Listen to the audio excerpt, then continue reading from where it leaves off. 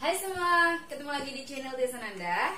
Kali ini kita akan membahas materi kelas 12 yaitu listrik statis pada bagian hukum Coulomb. Bagi yang belum subscribe channel Desa Nanda, silakan di subscribe dulu dan aktifkan tombol lonceng agar mengetahui postingan-postingan Desa Nanda berikutnya. Kita lanjut pada gaya Coulomb pada muatan segaris. Nah, yang mana disebut segaris? Segaris itu ya satu garis gitu, ya. Kita misalkan ada dua buah muatan. Ini yang sederhana dulu ya. Ada dua buah muatan.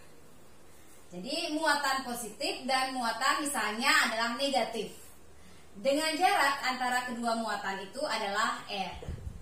Seperti yang kita tahu bahwa antara muatan positif dan muatan negatif itu pasti ada gaya tarik-menarik. Misalkan ini kita sebut dengan muatan 1, Q1 ini muatan 2, Q2. Maka Q1 akan ditarik oleh Q2 ke kanan, yang kita sebut nanti dengan istilahnya F-nya itu disebut dengan F12. Apa itu F12? Gaya Coulomb pada muatan 1 yang disebabkan oleh muatan 2.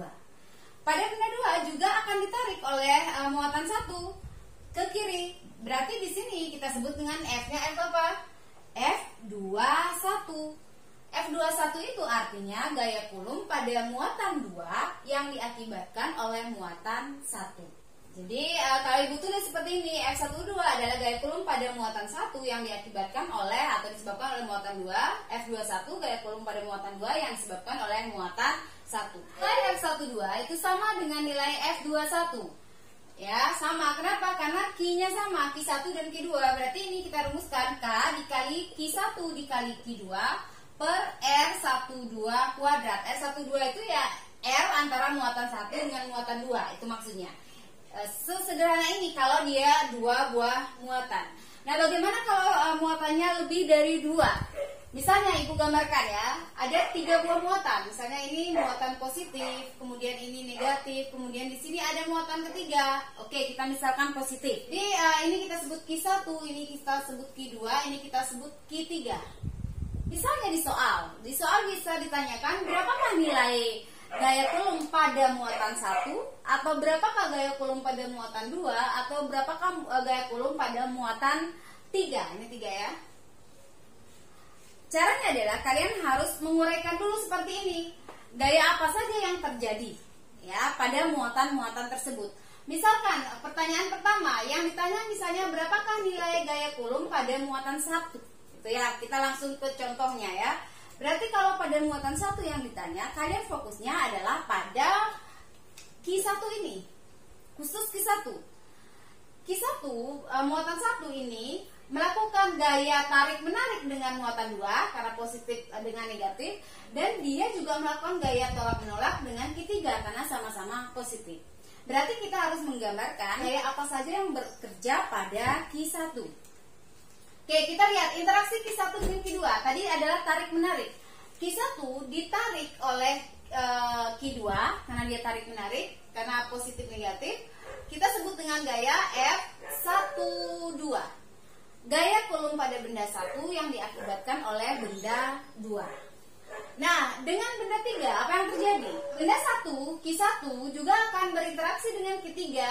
Sama-sama positif, berarti mereka akan melakukan gaya tolak-menolak. Kalau yang ditanya adalah F1, berarti gaya yang kamu gambarkan itu pada muatan 1. Ya, karena dia tolak menolak, berarti tidak mungkin Q1 ke kanan. Kalau ke kanan berarti dia ditarik oleh Q3. Kemana Q1 untuk menolak Q3? Dia pasti bergerak ke kiri. Seperti ini. Kita sebut di sini adalah F13. Sehingga kalau yang ditanya di soal adalah besarnya F1, maka nilai F1 nanti adalah pada muatan 1 bekerja dua buah gaya, yaitu F12 dan F13. Yang ke kanan positif, yang ke kiri negatif. Berarti di sini F12 min F13.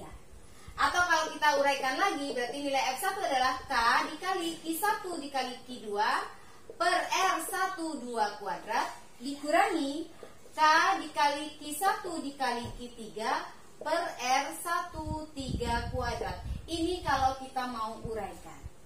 Nah, sekarang pertanyaan ibu, kalau ditanya seandainya berapakah nilai gaya gravitasi pada F2, pada benda 2? Sama dengan cara yang tadi.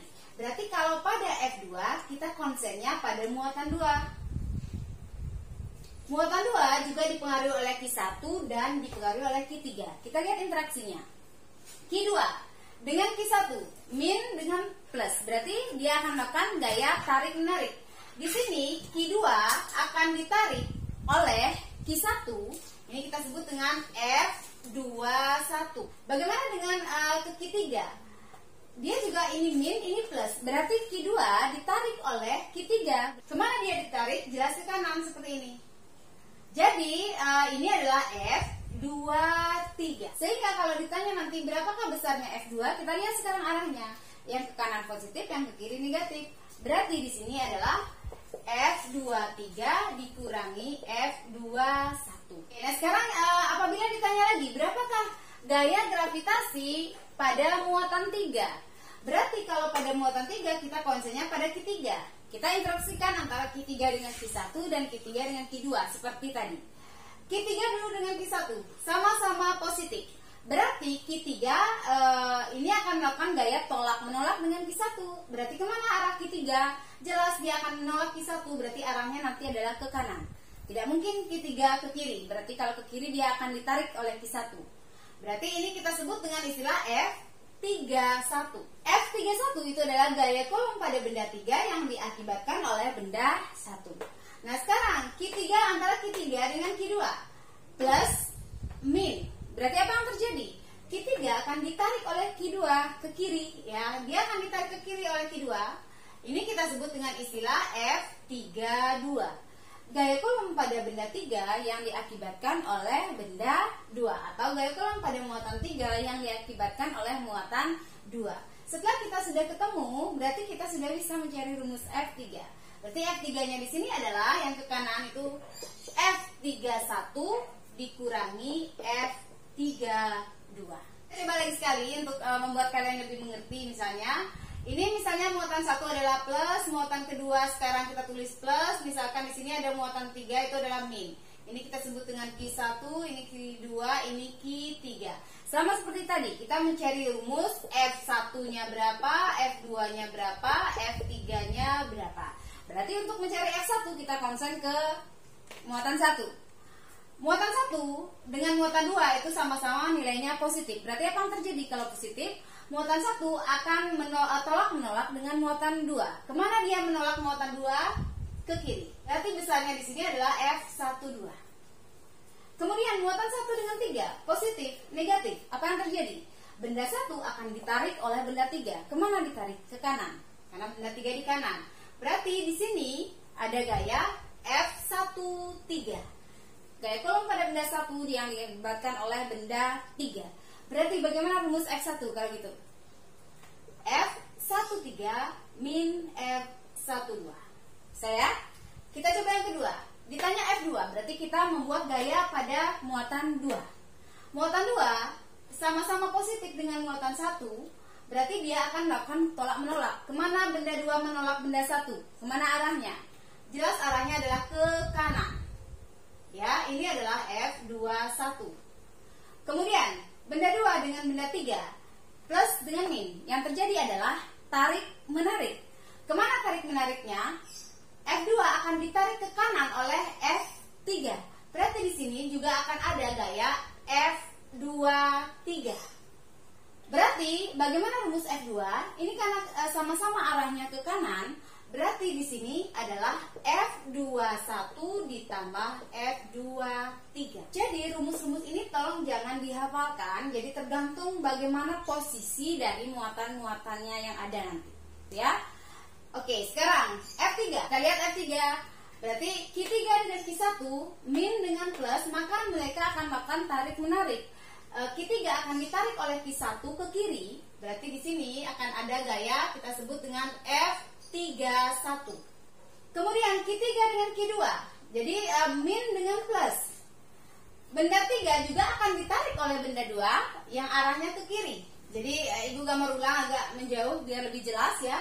Jadi tadi dia melakukan interaksi dengan benda 1 sebesar F31, kemudian dia juga ditarik oleh muatan 2 ke kiri. Jadi ini kita sambung lagi, ini sebesar F32. Sehingga nilai F3-nya adalah min F31 min F32. Yang berikutnya adalah gaya Coulomb pada muatan yang tidak segaris. Tidak segaris itu berarti tidak dalam satu garis lurus seperti tadi. Misalkan dia membentuk segitiga seperti ini. Ada 3 buah muatan, misalnya ini kita sebut muatannya bermuatan positif, ini positif, misalnya ini negatif. Itu misalnya ya. Ini kita sebut dengan Q1, ini misalnya Q2, ini misalnya Q3. Jadi membentuk seperti segitiga seperti ini. Oke. Seandainya di soal ditanyakan misalnya, berapakah besar gaya Coulomb pada benda bermuatan Q1? Atau yang ditanya itu adalah F1. Apa yang harus kalian lakukan? Yang harus kalian lakukan adalah sama seperti yang tadi kalian lakukan pada muatan segaris. Adalah kalian cari interaksi antara benda. Karena yang ditanya F1, berarti concern kalian jelas adalah pada muatan Q1. Yang harus kalian cari adalah interaksi antara Q1 dengan Q2, antara Q1 dengan Q3. Oke? Q1 dengan Q2 sama-sama positif. Berarti kalau sama-sama positif, apa yang terjadi? Tolak menolak. Berarti benda muatan satu akan bergerak ke sini. Jadi segaris begitu ya. Kalau garisnya begini, berarti tolak menolaknya ke sini. Jadi jangan ke sini nanti. Ya, nggak mungkin. Gitu ya. Jadi benda muatan satu akan menolak benda 2, dia akan bergerak ke sana. Bukan ke arah Q2 tapi bertolak belakang, menolak. Ini kita sebut dengan F12. Kemudian Q1 dengan Q3 positif dengan negatif. Apa yang terjadi? Tarik menarik. Berarti benda 1 akan ditarik oleh benda 3. Kita sebut dengan istilah di sini adalah F13. Gaya Coulomb pada muatan 1 yang diakibatkan oleh muatan 3. Nah, sekarang berapa besarnya nilai F1? Ini sudah membentuk sudut alfa. Berarti yang harus kita lakukan adalah dengan menggunakan rumus resultan vektor yang sudah kamu pelajari di kelas 10. Kamu membuat garis yang sejajar dengan F13, kemudian kamu membuat garis yang sejajar dengan F12, sehingga resultannya itu yang di tengah ini. Mungkin kamu sudah pernah belajar ini adalah penjumlahan vektor ya. Resultannya adalah ini, resultannya kita sebut dengan istilah F1. Berarti berapa besar F1? Menggunakan rumus waktu kalian kelas 10. Berarti akar yang itu ya. Kalau dulu mungkin antara A dan B, berarti A kuadrat plus B kuadrat plus 2AB cos alpha. Itu waktu kelas 10 ya. Tetapi karena di sini kita menggunakan istilah F12 dan F13, berarti di sini A-nya kita ganti dengan F12, F12 kuadrat ditambah B-nya kita ganti dengan F13, berarti F13 kuadrat ditambah 2 dikali F12 dikali F13 cos theta. Inilah rumus pada F1. Rumus pada F2, kalau ditanya seandainya F2 sama caranya seperti yang tadi, kita uraikan. Atau kalau kalian mau buat lagi boleh. Berarti kita uraikan. Kalau yang ditanya adalah F2, berarti kita uraikan, kita fokus ke Q2. Q2 dengan Q1 sama-sama positif, berarti dia akan melakukan gaya tolak menolak. Kemana dia menolak Q2-nya? Ya ke sini. Pokoknya ini segaris ya, segaris. Tidak boleh mencong. Berarti ini kita sebut dengan F21. Gaya Coulomb pada benda 2 yang diakibatkan oleh benda 1. Kemudian Q2 dengan Q3 plus minus. Apa yang terjadi? Tarik menarik. Q2 akan ditarik oleh Q3 ke kanan. Ini kita sebut dengan istilah F23. Gaya Coulomb pada benda 2 yang diakibatkan oleh benda 3. Tetanya di sini. Berarti F2-nya di mana? Di sini kita buat garis yang sejajar dengan F3. Kita buat garis yang sejajar dengan F21. Berarti resultannya inilah yang disebut dengan F2. Oke, ini di sini ibu tulis sudutnya alfa, di sini ibu tulis theta, menyesuaikan saja ya. Kalau di sini sudutnya ibu tulis alfa, berarti di sini cos alfa. Tidak masalah ya. Di sini juga ibu tulis alfa, berarti bagaimana rumus F2? Berarti akar.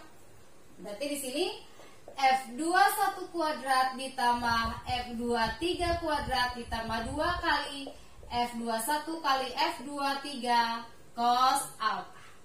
Kalau sudutnya alpha, kalau theta ya theta. Dengan cara yang sama kamu bisa mencari nilai rumus dari F3.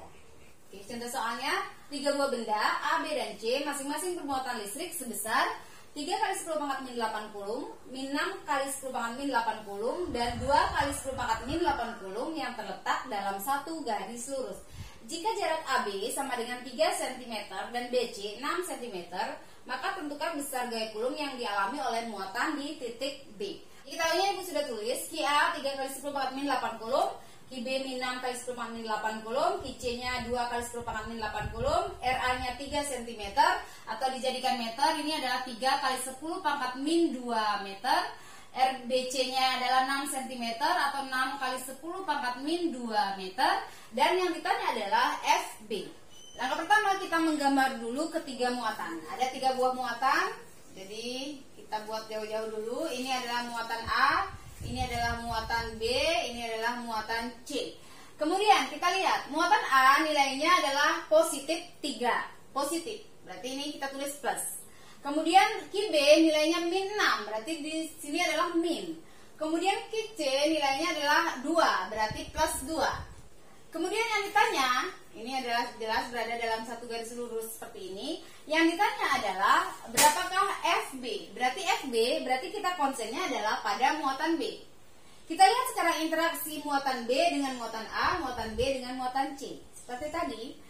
Berarti muatan B karena dia min, ini adalah plus, berarti dia akan ditarik oleh QB akan ditarik oleh QA ke kiri sebesar, ini kita tulis FBA. Gaya Coulomb pada benda B yang diakibatkan oleh benda A. Kemudian antara B dengan C, min plus. Berarti dia juga akan ditarik. QB dengan QC akan melakukan tarik menarik. B akan ditarik ke kanan oleh QC sebesar FBC. BC itu adalah gaya Coulomb pada benda B yang diakibatkan oleh benda C. Setelah itu kita sudah bisa mencari rumus FB. Berarti FB itu adalah yang ke kanan dikurangi yang ke kiri seperti tadi. Berarti FBC dikurangi FBA. Jaraknya sudah diketahui. Jarak antara A ke B itu adalah 3 kali 10 pangkat min 2. Berarti ini adalah 3 kali 10 pangkat min 2 meter. Kemudian jarak dari B ke C diketahui itu adalah 6 kali 10 pangkat min 2 meter. Ini Ibu tulis di sini. 6 kali 10 pangkat min 2 meter. Oke, berarti kita langsung masukkan ke rumus. Nilai FBC berarti rumusnya adalah K dikali QB dikali QC. Jadi kalau FBC berarti antara QB dengan QC. Kalau FBA berarti antara QB dengan QA. Seperti itu saja. Per RBC kuadrat dikurangi K dikali QB dikali QA per RBA kuadrat.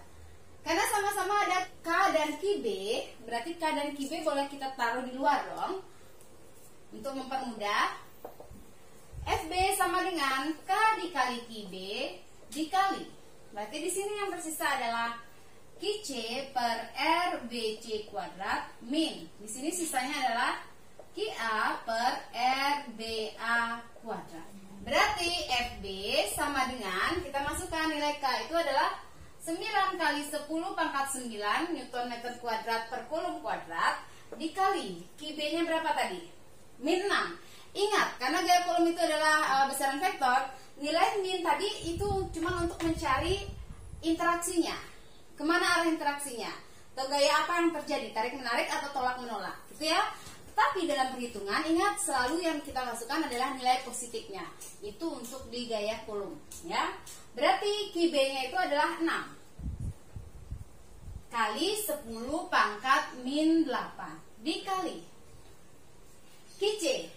QC itu adalah 2 kali 10 pangkat min 8 per RBC. RBC tadi antara B dengan C adalah 6 kali 10 pangkat min 2. Ingat dikuadratkan. Dikurangi QA 3 kali 10 pangkat min 8 per RBA. RBA itu sama dengan RAB, berarti 3 kali 10 pangkat min 2 kuadrat. FB sama dengan, ini 9 kali 6, 54 kali 10 pangkat 9 dikurangi 8 itu adalah 1 dikali, kita selesaikan dulu yang di dalam kurung, 2 kali 10 pangkat min 8 per 6 kuadrat itu adalah 36 kali 10 pangkat min 2 kali 2 adalah min 4 dikurangi ini ya 3 kali 10 pangkat min 8 per 3 kuadrat itu adalah 9 dikali 10 pangkat min 2 kuadrat itu adalah min 4. Lihat di sini ya, karena papanya kecil, berarti ibu tulis FB sama dengan 54 kali 10 pangkat 1, berarti itu artinya 54 kali 10, 540 dikali. Nah di sini kita bisa samakan penyebut. Ini ada penyebutnya per 9, ini per 36. Kita jadikan per 36, berarti yang di kanan kita kalikan sama-sama kita jadikan 36, kita kali 4. Berarti di sini tetap 2 kali 10 pangkat min 8 per 36 kali 10 pangkat min 4 dikurangi. Berarti itu dikali 4, berarti 3 dikali 4 adalah 12 kali 10 pangkat min 8 per 36 kali 10 pangkat min 4. FB sama dengan 540 dikali. Berarti ini sudah bisa kita kurangi. 2, karena ini sudah sama-sama min 8, ini juga min 8, berarti ini bisa kita operasikan. 2 dikurangi 12 itu adalah min 10 kali 10 pangkat min 8 per 36 kali 10 pangkat min 4. FB sama dengan 540 dikali, berarti 10 min 10 per 36 dikali 10 pangkat min 4 ini kita bawa naik, berarti min 8 kali 10 pangkat positif 4. Berarti FB sama dengan 540 dikali min 10 itu adalah min 5400 dikali 10 pangkat min 8 ditambah 4 itu adalah min 4 per berarti 36. FB sama dengan min 150 dikali 10 pangkat min 4. Berarti min 150 dikali 10 pangkat min 4 sama dengan dibagi 10.000 ya. Berarti FB sama dengan 0,015 Newton min. Nah, tanda min ini menandakan bahwa QB itu arahnya itu adalah ke kiri menuju ke muatan A. Sehingga boleh saja kamu tulis bahwa FB sama dengan 0,015 Newton ke kiri. Disediakan gambar seperti ini dengan diketahui QA-nya min 20 mikrokulum, QB-nya 60 mikrokulum, QC-nya min 80 mikrokulum. Ditanyakan gaya kulum pada A adalah. Berarti diketahuinya Ibu langsung tulis di sini ya. Kalian tulis yang rapi di sana. Ini berarti kita jadikan kulum min 20 kali 10 pangkat min 60. Berarti ini adalah 60 kali 10 pangkat min 60. Ini adalah min 80 kali 10 pangkat min 60. R-nya sudah diketahui di gambar, kemudian ini adalah sebuah segitiga siku-siku. Ditanya gaya kulum pada A, berarti pada muatan ini.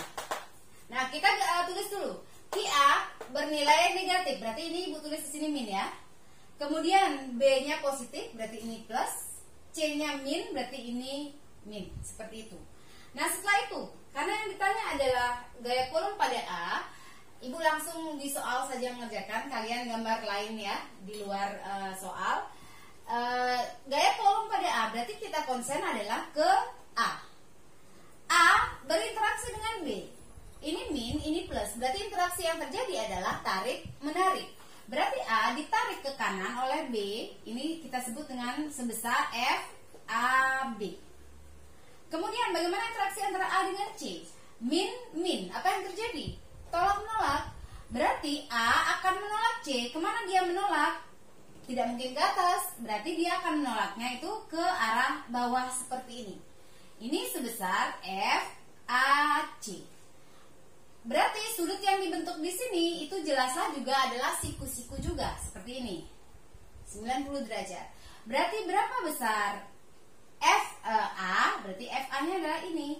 Ini adalah berarti kita tulis di sini sudut theta yang dibentuk adalah 90 derajat. Sehingga nilai FA sama dengan akar.